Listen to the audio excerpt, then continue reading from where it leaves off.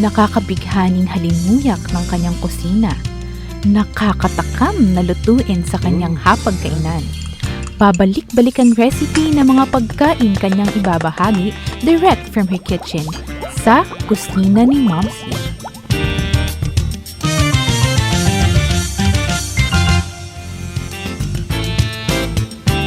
Hello everyone! It's Wednesday once again, kaya nandito po tayo sa kusina ni Momsy at ako ang inyong kasama, si Momsy Shelo Ibasco.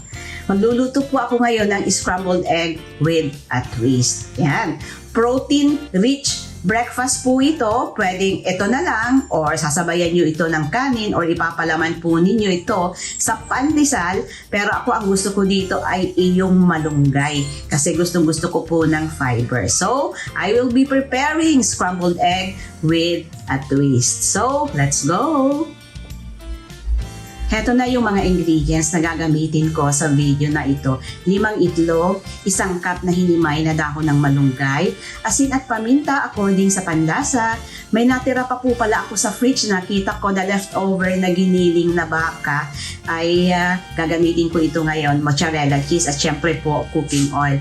Pero itong giniling na baka, pwedeng meron kang natira na lechong manok. Abay, himay-himayin mo lang yun. Or pritong isda, himay-himayin mo lang yun, alisin mo yung tinik at pwede po yun in place of giniling na karne.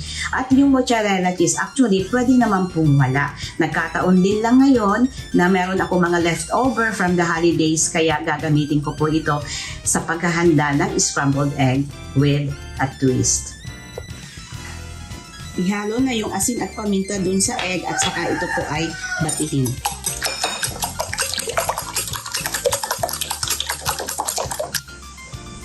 After na mabati na po yung egg together with the salt and the paminta, ay ihalo na rin po yung giniling na karne or hinimay na isda or hinimay na lechong manok or baka meron pa po kayong leftover ham, pwede rin po yun. Hiwain nyo lang ng maliliit and then add the malunggay leaves at halo-halo lang po ito. Ngayon, magpainit lamang po ng kawali, lagyan na yung oil and over very low fire. Pag mainit na, ay ibuhos na po yung scrambled egg na merong mga gulay. And then, takpan po ito. And cook for 15 minutes. Mahinang-mahina lamang po yung apoy. Now, after 5 minutes, namumuo na yung sides niya. Maglalagay na po ako, magbubudbud na po ako ng mozzarella cheese. Pero gaya nga ng sabi ko, it's okay na wala pong cheese. Ang mozzarella cheese po ay matabang ito, wala itong lasa actually. So, takpan ko uli at hihintayin ko na mag-melt yung keso. So, ayan, nagsisimula na po siyang mag-melt at gamit ang isang plato, ayan, ay babalik ta rin ko itong aking niluluto. Ayan. And then, slide back dun sa kawali para yung kabilang side naman ang lulutuin. Iwan yung mga okay, dito ko na lang sa ibabaw. Okay, takpan uli and maybe 3 to 4 minutes pa sa kabilang side. So, eto na po.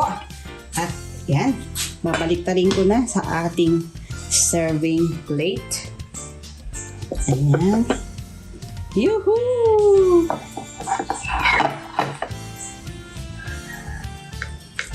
Hinihiwa ko na yung ating scrambled egg. And let's see.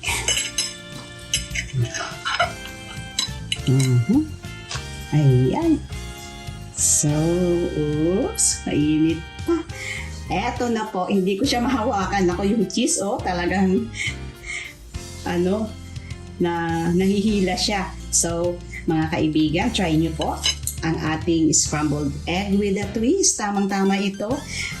Siguro marami sa atin sa panahong ito ay gusto po nating mag-diet after ng holiday. Kaya pwede po natin itong gawin. But again, okay lang naman na egg lang siya at saka malunggay. Pero kung may mga leftover pa rin kayo dyan na cheese at kaya nga ng sinabi ko, pritong isda, lechong manok o kaya beef, ay pwede nyo rin po itong gamitin for high protein ulam or palaman sa tinapay. Ako si Ma'am Cielo Ibasco na nakasama ninyo mula dito sa kusina ni Ma'am C.